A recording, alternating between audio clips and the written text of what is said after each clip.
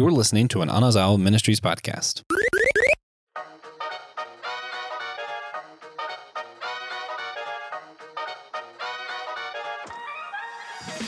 Can vampires or humans be better than what their own natural desires dictate? Hey guys, welcome back to our HBO series. We're near the end. This isn't the last one. You got one more after this. We're talking about True Bloods today. Vampires, humans, addictions, politics. It's a wild show. It's a wild show. I'm Joshua Knoll. You know me. I'm here with the one and only Kino Kennedy. How's it going, Kino? Hi, man. Listen. I will say this to you all. We appreciate you hanging out with us on today, wherever it is, whatever time it is, or what day of the week it is. But I'm just gonna let you know, okay? It's been over 10 years since I've seen the show, so some of the stuff I remember, some of the stuff I might miss, names I might not pronounce correctly, but I'm just letting you know I am a fan of this show. I love this show. I think this is a show that everybody should watch, especially if you like vampires. But I'm gonna just stop right there. Again, we keep going, but I'm good. I'm sorry. You asked me how I was doing. I'm doing great. Ready for this show. I'm ready for this show. Yeah. And honestly, it's not been 10 years for me, but it's been a couple years since I've seen this.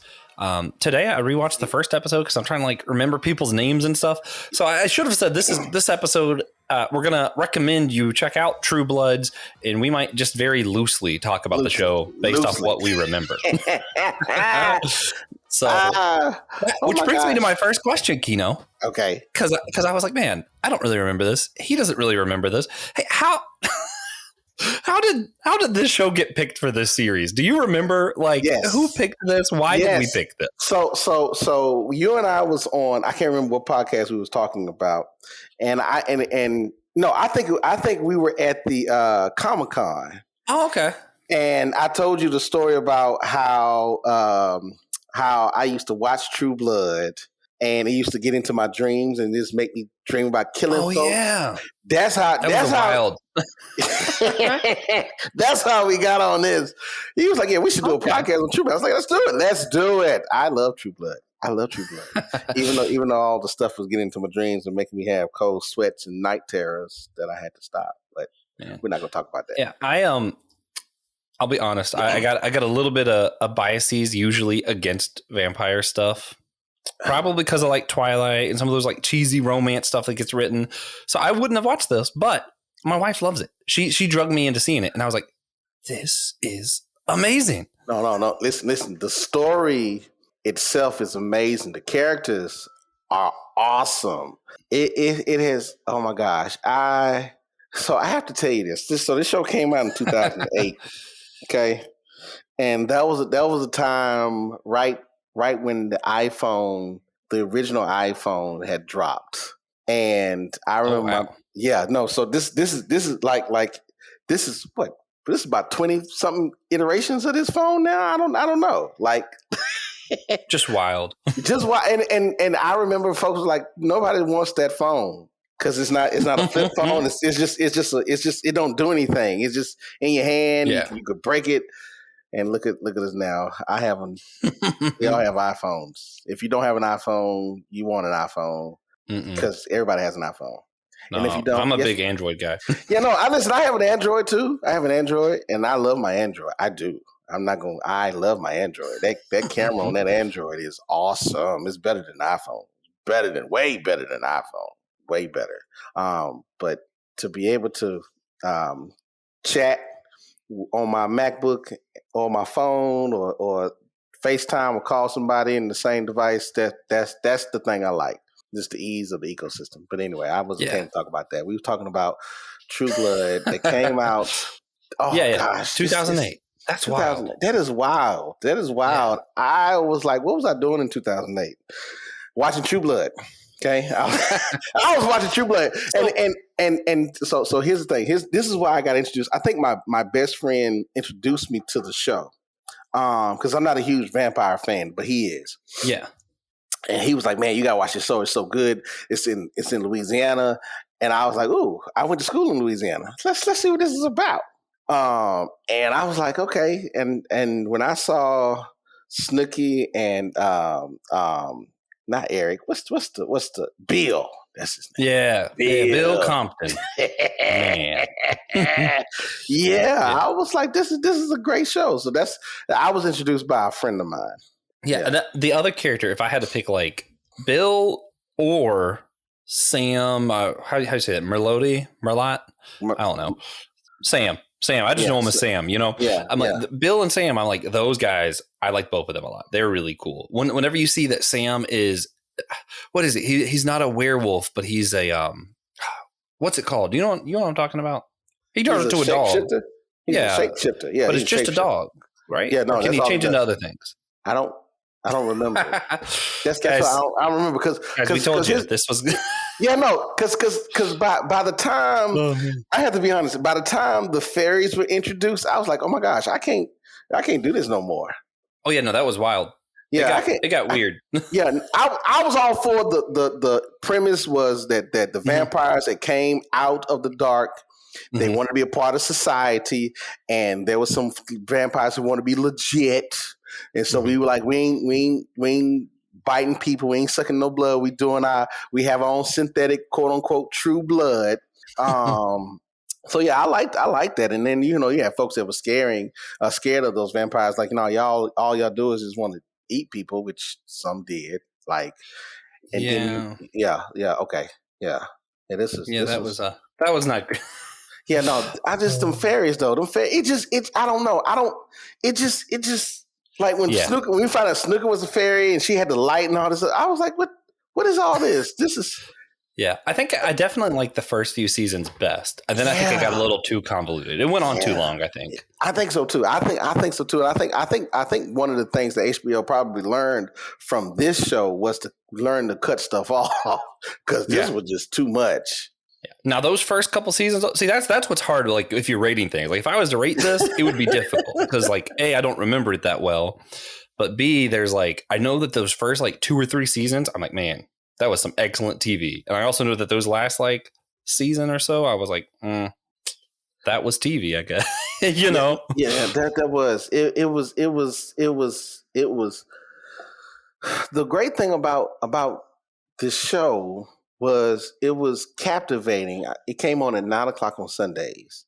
Or 10. I can't remember if it was 9 or 10. I think it was 10. I think it was 10 on Sundays. And that was the like I'm sorry. So for them young kids, this is the Stone Age to where you had to wait to watch a show. You couldn't stream or binge anything, and if you didn't have, well, no, they had TiVo then, but if that TiVo was expensive, you couldn't pause. You couldn't pause it to go to the bathroom, and so you had to sit there for a whole hour and watch the whole thing. Oh yeah. But that's what made it so awesome was like that it every time it ended on a high that made you kept talking about it all through the week and then come back on Sunday you was like, I'm ready for it again. Man. Yeah, I like a lot of the Disney Plus shows have been doing that where they just release it once a week. I mean, you could pause it and stuff now, but it's still kind of cool having the episodic formula sometimes. It really helps. No, it provides something suspenseful and to keep you coming back because the whole drum for me about binging is like I can binge watch anything, but then it's like I done spent the last 48 hours watching all of this, and now what? Yeah. In fact, one of the other HBO shows we talked about, The Last of Us, man, that was every week, and I was like, I couldn't. There was a couple weeks where it was like I knew of the video game enough that I was like, I'll wait a couple weeks and watch this all at once. Oh, man. But that's the thing is once you started watching these shows, like you like I don't want to wait another week. Yeah, yeah, that's true with True Blood, especially. Yeah. Yeah.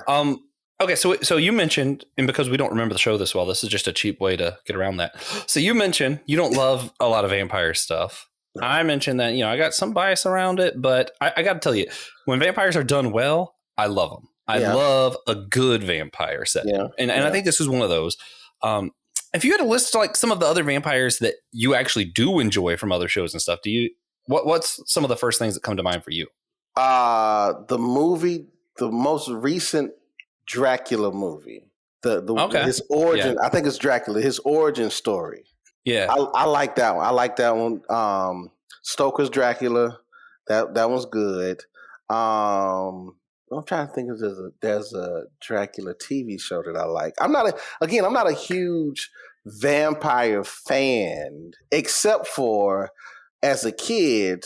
For the longest, I would want to be Dracula. I just want to be Dracula because you're gonna have a cape and Yeah. seduce women. That's you want to have a cape and just cover your face and like, hey, can you see my eyes? Yeah, that was always fun. That was the Adventures of Spider-Man, the Spider-Man animated series that came out in the 90s. Mm-hmm. Whenever he met Morbius and all them, before you see the vampires, this was kind of like their hint at what was coming. Yeah. He had to sneeze. He says, you got to do the Dracula. You got to do a Dracula when you sneeze. I always thought that was so funny.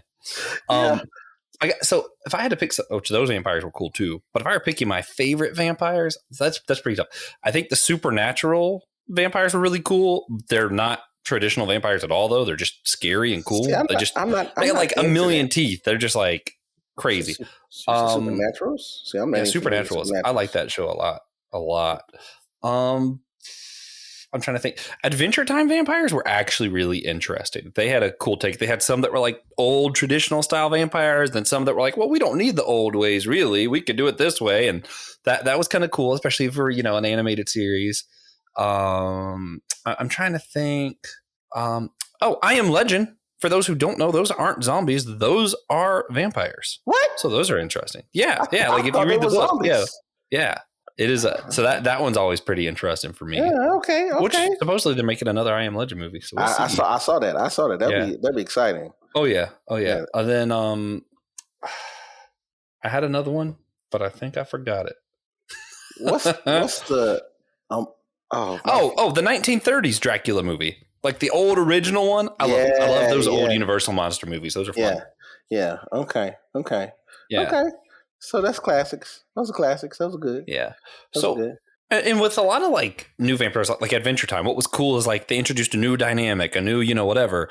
What was interesting about this series is I feel like the vampires just worked the way that we all think vampires work. Like they didn't really do a twist on how vampires work. Right. They introduced synthetic blood and they just used vampires to talk about stuff like addiction or politics even. I mean, you saw where the vampires, they had their setup. The older vampires were more powerful, and that kind of created this weird power dynamic where Bill and other ones had to do what some of the corrupt vampires were saying because they were simply just too powerful and they would kill the people you cared about. Right. And it was like, oh man, yeah, vampires suck. But then you would turn around and see the same thing happen with the humans, but it was the politicians. Yep. Politics were humans' power. So that was kind of an interesting, flip, I guess. No, so if you one of the great things about this show, not only talking about politics and addiction, but the different dynamics that happens with age and class, sex, because these vampires, they be around for 100 years, and and when you're dealing with somebody who was from the Viking era versus the antebellum, there's some. I'm stronger than you. I have a bigger clan, bigger crew, so you need to respect what I'm doing. And this is my territory. That whole territory thing was just funny to me. I was like, how y'all just gonna be dividing up sections of the United States based off of what y'all want? Yeah, and I mean, that's not that far off from some of that like redlining and different crazy stuff we actually did in America. Yeah, no, I agree. No, it's not far off, but I'm like, it's just y'all all vampires though. Like y'all vampires. Like, yeah. The funny thing is, like, it was interesting how they had enough restraint to be a part of society, but they really wanted to. They could have just taken over. Like they could. Oh yeah, absolutely. Over. Some of them just wanted to be better. Yeah. One that interested me, we talked about how, blood for the vampires it's like they're addicted to it, that kind of stuff. So true blood is supposed to be like a substitute, but it's not as good, all this. And they have their addiction storyline through that. But what was kind of interesting, I don't know if this is often done, whenever humans had vampire blood, it was like a drug. Like it made sex better. It made interactions better. It was just a whole thing. In fact, Silky's brother, this was one of my favorite plot lines that I remember. Jason Stackhouse, he had this girl and they were like seeing each other, and they actually had trapped and, tied up a vampire and were just using him for his blood like a drug. Yeah. And that was gross. I mean, like the humans were the monsters, like this guy was he was a vampire, he just chilling, just watching TV. They come in and just ruin this guy's life. Yeah, it's interesting that addiction can create monsters, because in actuality you don't care about your own humanity. You only care about is that which you need to help mask or deal with the pain. And dang, you just reminded me about this. They milked him for a long time too. Oh yeah. Yeah, no, it was messed up. Yeah, so if you think about how addiction is prevalent, and we're not just talking about just drugs, because there's an addiction to food, there's an addiction to alcohol, there's addiction to shopping, there's all types of addictions, right? And the sad thing is that the society has missed is that addiction in of itself is a response to something to help that person deal with some traumatic, whatever it is, trauma, depression, whatever it is. But it's a way of them trying to cope with the pain outside of the normal avenues, because they they have introduced a substance that was never originally intended for them to have in the first place. And what's sad is that again, it creates a monster that people have to continue to feed that monster every time just to get to that first hit or to mask that pain, which is sad.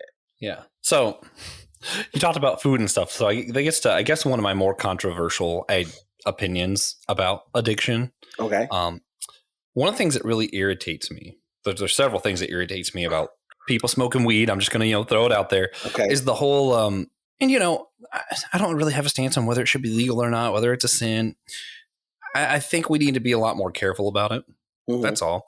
Mm-hmm. But the whole, it's not addictive. Okay, no, what they mean by that is the drug itself doesn't do anything that causes you addiction. But anything that causes you pleasure, your brain flips a switch that says, I want more of that. Which is why anything, man, candy, kids with candy, adults with eating disorders, drink, alcohol, like there's all kinds of things that the thing itself might not be addictive.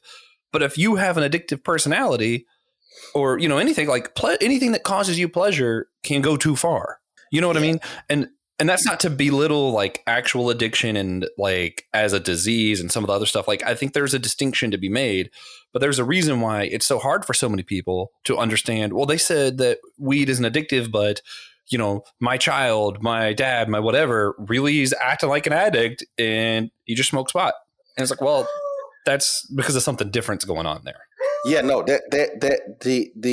if you have a desire and a need for a thing, if you have a need for a thing, and that we all have needs that need to be met. Yes, but I'm saying if you have a desire for a need for a thing, that is a misuse. That is abuse. That is not how it was supposed to be intended. And not trying to be funny, but folks can be addicted to the church. They can find the same type of high going to church on Sunday as somebody who was doing a line of cocaine. Yeah. Same type of dopamine. Yes. People get addicted to gossip, sex. But Joshua, you brought up a good point, and that is that it is a chemical response in the brain that whenever dopamines are released, you want that hit again. And so whatever had you to, I'm going to tell you this story. Okay. All right, let's do it. So I went to go visit my friend in Dallas, Texas, and I had stayed up the night before trying to do some other stuff and had only 2 hours of sleep because I had a first flight out. And so I go to the airport, didn't have anything to eat, and my friend takes me to this breakfast spot because he asked me what I wanted. I said I just want some breakfast, and so he takes me to this hole in the wall in Texas, in the middle of nowhere in Texas, and they bring me this honey bun pancake, just one, no syrup. Oh man! So when I tell you, when I ate into this pancake, I had an experience like the lady in the Matrix when the oh gosh, what's the guy's name? I can't even say his name. The Frenchman. I'm just gonna call him the Frenchman because he was known as the Frenchman. The Frenchman, when he made that chocolate cake, and he was like, "Watch this." Literally, I felt that sugar rush go from the top of my head to the bottom of my feet. I said, "Oh my God, this is so good." But I was like, I gotta have this. I gotta get another one. But so next time I go to Dallas, that's all I want to do. Because now I want that hit again. I want that same feeling again, and that's what dopamine is. It's just literally a chemical response to an outside stimuli that sometimes is beneficial, but it's not beneficial to keep being used in the same way. Yeah. So, man, we're opening a can of worms. So that kind of gets to sort of my thinking here, right? I want to be careful. All addiction, I think, is evil. I think it's bad, and it can get a grip on someone's life and ruin it. Certain drugs in of itself just does that to your brain, right? Some things are like that and are bad, but a lot of things, God gave us sugar, man. I do not think that Keno is sinning when he goes there and has another sugar thing because his brain says, I need that. No, but if you have too much of a sugar, it makes you a diabetic. So that I'm telling you this. But then here's the funny thing: you have folks who are diabetics who will still, when the doctor tells them you need to get off the sugar, they're like, I can't get off the sugar. It's just as addictive as alcohol. And you have folks who will literally lose limbs because they can't let the sugar go. They love the Diet Coke. Yeah. They love the Diet Coke. And you hear some tragic stories if you're like aware of some things that happen with like sex addicts and stuff. Sex is a good thing that God gave us, but guess what? Just like anything, it can be used wrong and it can ruin your life if you let it, if you're not using it the way that God intended, you know? So here's the gem, ladies and gentlemen. Anything can be good for us, but the overuse of it is an abuse to us. Mm-hmm. Anything can be a use for us, but anything that's overused can be an abuse to us. And what I'm saying is, listen, if God created everything for us to have and to have dominion over and to control and consume and all those things, but there are certain things, like literally, if you keep driving down the highway and going 90 miles an hour every time you get on the highway, at some point you're going to get into an accident. Mm-hmm. The same thing is true with if you keep drinking the Diet Cokes. I know there's some folks who love Diet Coke because they have has this the additive, the aspartame. It's addictive. And I'm like that can help, that can hinder anyone's growth in understanding who God is, because again, that is their desire in saying that I need this thing. You don't need it. Mm-hmm. You don't need it. You have a desire for it. But again, the addiction and the abuse, the brain tells your body that you have to have this to survive. You have to work on that. Yeah. You have to work on that at all times. What's that verse? I think it's one of Paul's letters. He says, all things are lawful for me, but not all things edify. Something like that. I can't remember it. Paul said that. Yeah. Yes. Yeah.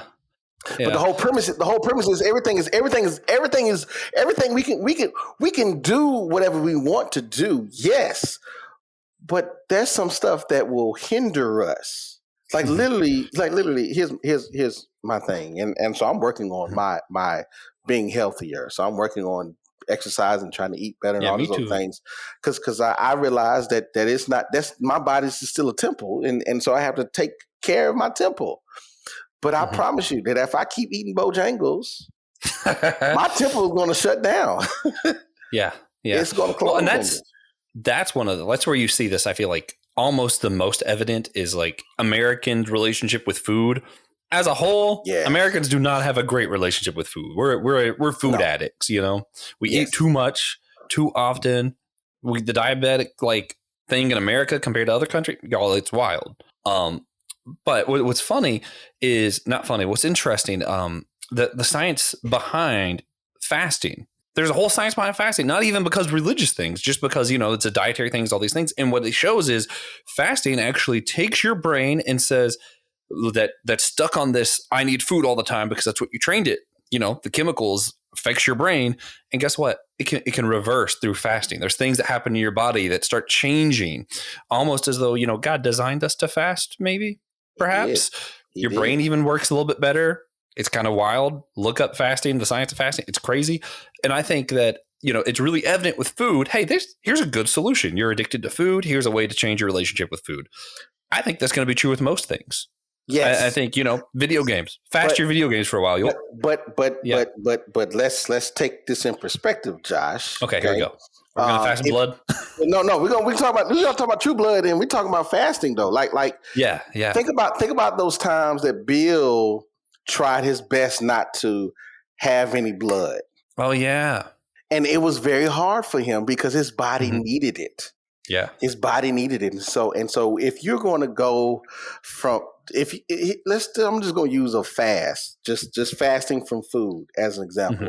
And if you are someone who never fasted before and you just said, you know what, I'm not going to eat nothing at all today, your body's going to hate you. Your body's going to be mad at you because you're going to have headaches. You're going to be irritable. Your breath's going to stink. Your stomach's going to hurt. You're going to have pains. You're going to have cramps. You're going to do all these things. You're going to have odors. You're going to have all these things that are happening because of your body is saying, hey, wait, we're supposed to be eating now. What you doing? You're doing something different. and so to say that you can just automatically just start a fast is incorrect. You need to consult with your pastor, one, and your doctor if you have one. If you don't have a doctor, you need to get a doctor. Because there are some that Josh was saying is so true. It is very beneficial to the body to fast, but you have to prepare your body for the fast. Like you just can't. And not only you got to prepare your body before the fast, during the fast, and after the fast. You cannot say, you know what, I'm going to fast today, and then I'm not going to have anything to eat. And then the next day you go to Hardee's and get the thick burger. You're going to mess your stomach up. You're going to mess your stomach up if that's what you think. But we have a lot of people who think that that's what they can do with addiction. That if I just go cold turkey, it'd be fine. Some folks can. I'm not saying that. Some folks can. But if we take Bill as an example, when he was trying to fight off the urge to drink blood and trying to be good and all this other stuff, that it's difficult. Your body is going to fight you. Your body's going to reject what you're trying to do.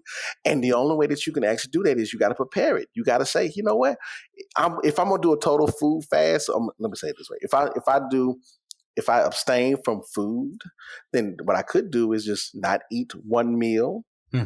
Or just skip some coffee, whatever it is, and then gradually work your way up to it. But we think that, you know what, I can go to the gym today and lose 20 pounds and I'll be good. No, that takes time. It takes time. Oh yeah. And that's whole other health talk, but you know, talking about fasting and that kind of stuff. Even thinking of when Jason, even after what happened to his girlfriend, happened to everybody around him and his family, all these people are dying because this kind of stuff's happening, and still watching how hard it was for him to give up vampire blood, knowing that he had to literally have someone tied up and ruin their life, take their life from them, even though he wasn't killing them to do it. It was still that hard to stop. And even if he did, his body was relying on it at that point. You know, he would have fell apart. So then you get into this weird moral area with him, and you know, the same thing's going to go for like hard drugs and stuff, where it's like, if you just cut yourself off cold turkey, you're going to mess yourself up. But also, it's still morally wrong to do this, right?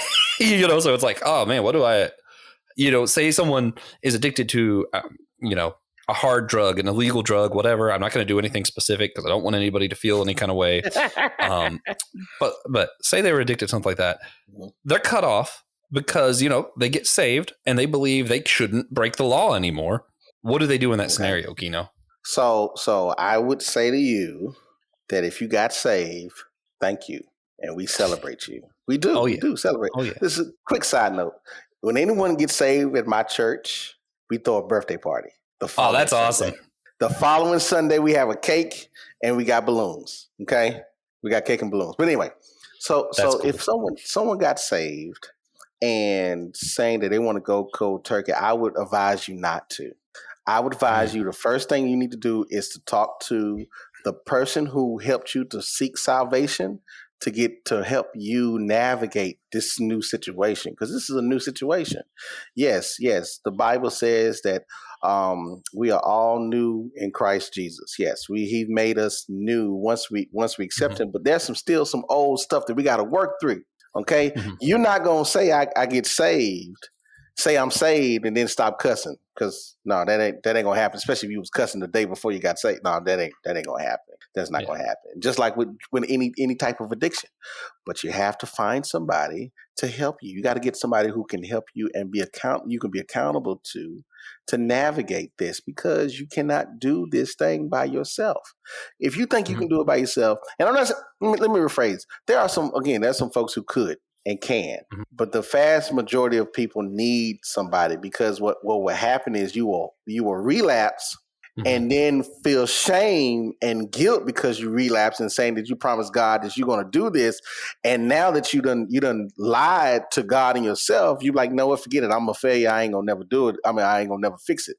No, that's the whole point of grace, is that, hey, it gives us an opportunity to find redemption by keep coming back to him. Yeah. But we got to keep coming back. But a part of the issue that folks fall with addiction is the guilt and shame, and they don't have nobody they're accountable to help them walk through and navigate this situation, because it's hard. It is hard. Let's just do this. If you've been drinking Diet Coke for 40 years, right, and your doctor says that if you keep drinking Diet Coke, we're gonna cut both your feet off, and you're like, you know what, I'm gonna listen to my doctor, I'm gonna stop. But you got 6 cans of Diet Coke in the house after you came from the doctor. You finna pour them out? No, I'm finna drink these last 6, because this is it. And then by day 1, you might be good, might drink some sweet tea. Day 2, you go to the gas station, you go inside, get you pay for your gas, and you go. It's a habit. It is a habit. You got to work on recognizing what the habits are. But a part of the issue, and I hate to say it like this, the part of the issue is folks don't understand that addiction changed the chemical makeup of your brain. Yeah. It changed the chemical makeup. I don't care what addiction it is. It can't change the chemical makeup of the brain. So you cannot function like you did prior to, because your mind is totally different. You got to work on doing that. You got to build up to it. So you got to get somebody to help you. And that's where what Kino said earlier about also talking to your doctor being pretty important, especially if we're talking like drugs and stuff. That's especially important that you talk to your doctor about it.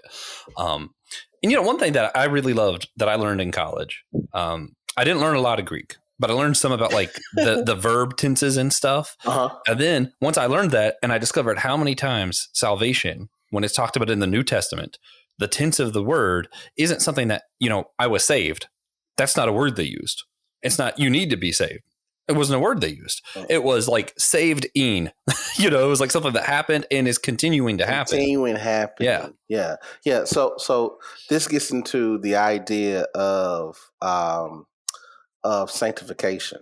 This idea of what does it mean to be sanctified. And so I am under the impression that to be sanctified is not how you behave, act, or dress on Sunday morning, but it's how you live your life week to week.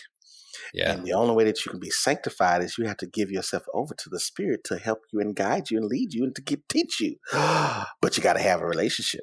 And the more you work on that relationship, the more you become more intimate, the more you become, it's just like on True Blood.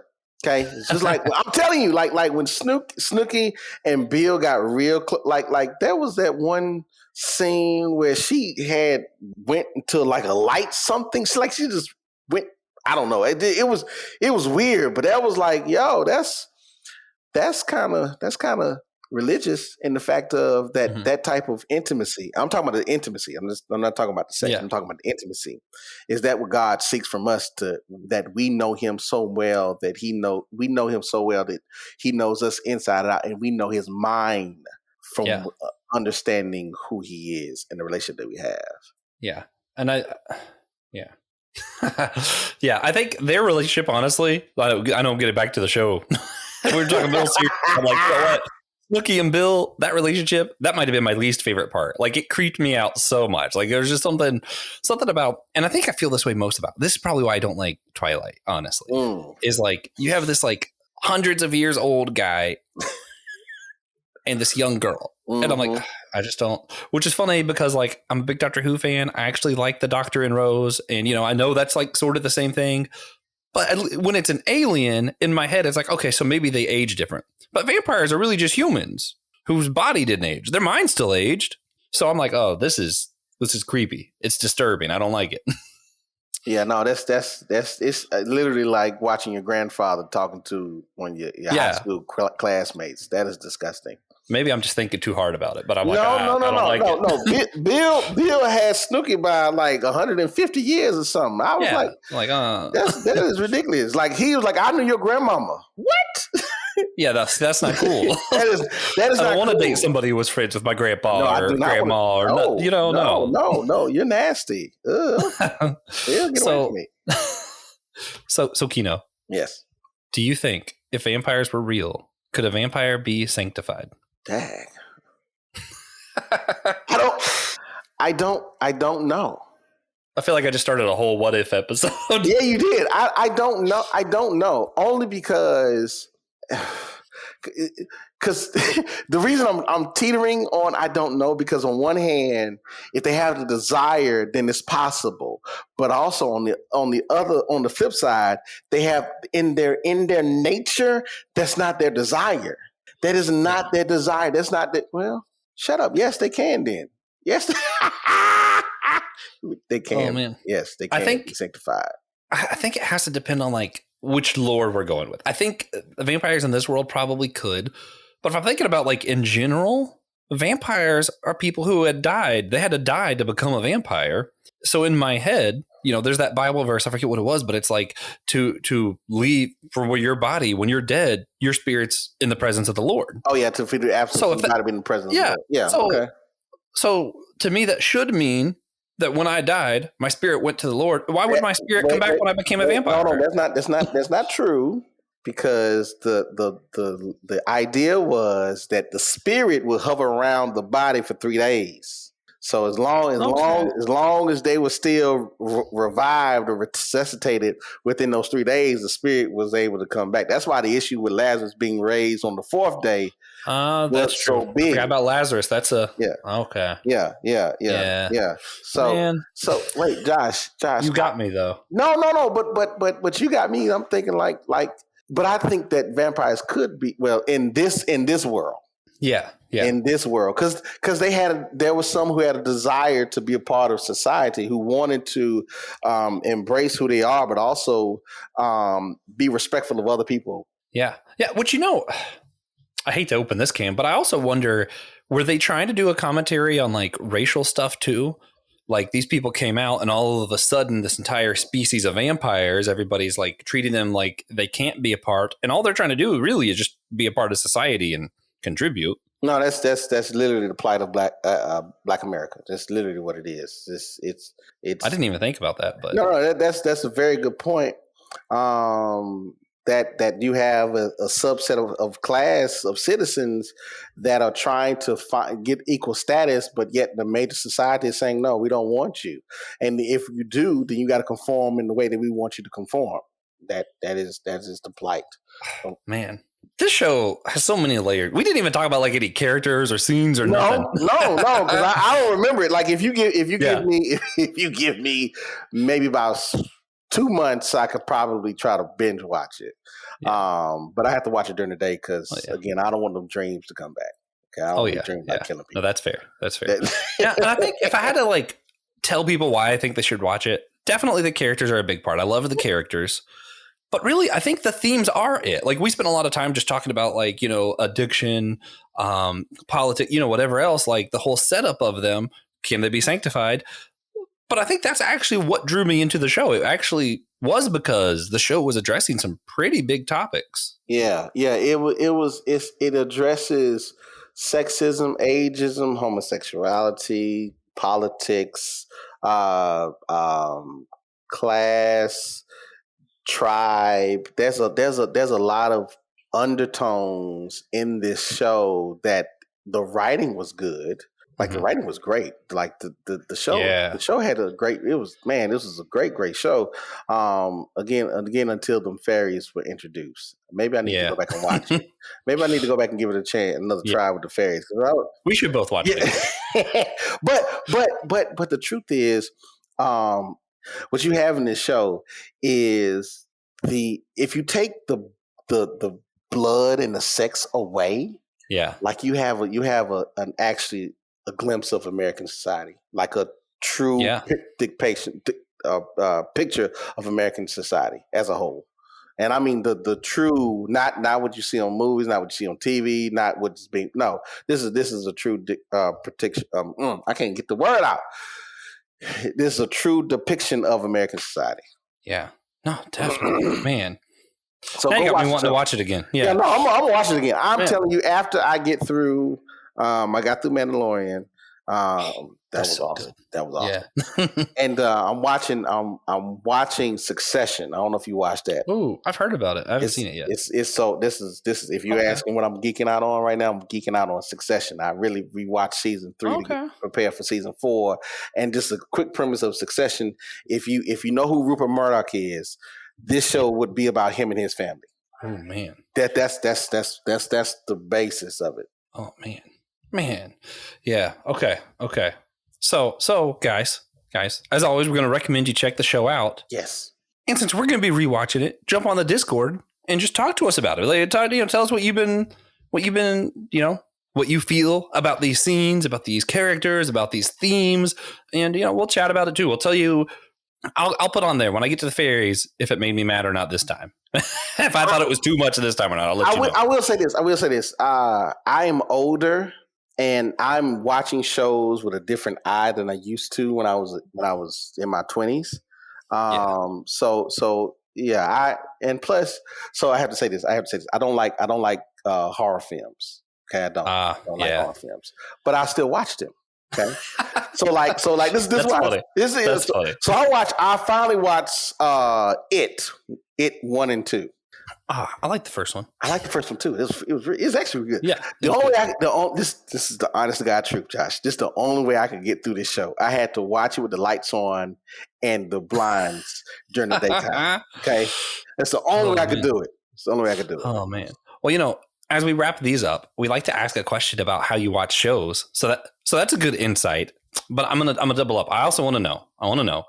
Kino, are you the kind of person, can you watch multiple shows at once, or do you have to finish one show before you go to the next? No, I have multiple shows that I'm currently watching. So it was The Mandalorian. I was watching Vanland Saga. I'm watching several shows simultaneously. But if it's like a good show, then I will stop everything and I'll binge that thing. I will binge it. I will binge it. But it's like the weekly stuff. I can do that because there's other stuff I can watch in between. Yeah. The stuff that's coming out new, I feel that way. But then, see, here's my problem, Kino. For me, it depends on the app I'm opening. Now that everything's on streaming services on apps, if I open an app and I'm in a show, I'm not starting something else till I finish that show.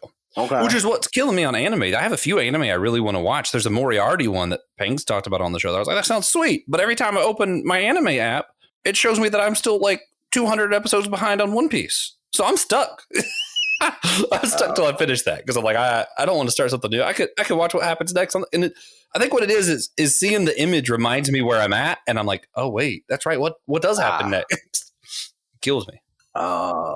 Yeah, no. Oh, you reminded me. I'm still watching Bleach. I still ain't got through Bleach. I haven't watched the newer Bleach. I haven't even finished that one. Oh, yeah, which is good. I liked it. Yeah, man. Yeah. So no, that it's okay if you can't finish it all. It's a lot of TV to watch. No, I got to watch all of One Piece, man. Yeah, that's my. It's honestly, it's just so good. I think that's the problem. Is like when I remember that's an option. It's So, just so yeah, hard to watch anything funny else. enough, I started watching One Piece. Where you at? He got I'm literally at the beginning. Like I'm probably like 20 episodes in. Oh, maybe 10. See, I love the beginning stuff, but a lot of people feel like it doesn't get good till they make it to the grand line. I disagree. No, no, a good story. So one, the fact that everybody's talking about it is a good thing. Two, a good story will always lead up to some stuff. And once you got me hooked, I'm hooked. I'll never forget when I saw Inosuke and Tanjiro fight in a clip on TikTok, and Tanjiro headbutted Inosuke and cracked his ribs, and they were still fighting. I was like, I'm hooked. I saw that one scene. I was like, I don't know what this is, but I'm watching it. Yeah, I don't want to spoil something. Something happens in One Piece at Marineford. So those who know. You hear that word. You can spoil it for me. I don't care. I still watch and be surprised. I'm not. Listen, I'm not doing it for other people. I'm doing it for everybody's got to just. Something happens when you get to Marineford. Okay. I was a very casual watcher of One Piece until that happened. And there's like 3 times I've ever cried at TV. I was bawling. And ever since then, when I watch One Piece, it's like huge chunks at a time. I can't just casually watch it anymore because I'm just too emotionally invested now. Just too much. Okay. So that's the One Piece plug for the episode. Guys, sorry, we got a little distracted there. But if you want to hear more from us, where we talk about One Piece or we talk about other shows, maybe we'll talk about you were talking about that show you were geeking out on. I forgot what it was already. I'm geeking out on several. You said earlier. But so you finished Mando and you started Succession. Okay, yeah. Yeah. Check out Succession. You got all these things. Well, we might talk about it one day. You go to systematicgeekology.org, hit the host tab. You'll see Kino's name. He's definitely going to talk about Succession on here one day. I know he is. And you can actually even go to topics. And you can click stuff. And if you go to anime, you'll see all the One Piece episodes too. So that's great. And we need you all to do us one important thing. And just remember, we're all a chosen people, a geekdom of priests. This was an Anazao Ministries podcast. If you enjoyed this show and would like to learn more about our network, be sure to check out the Anazao Ministries podcast network.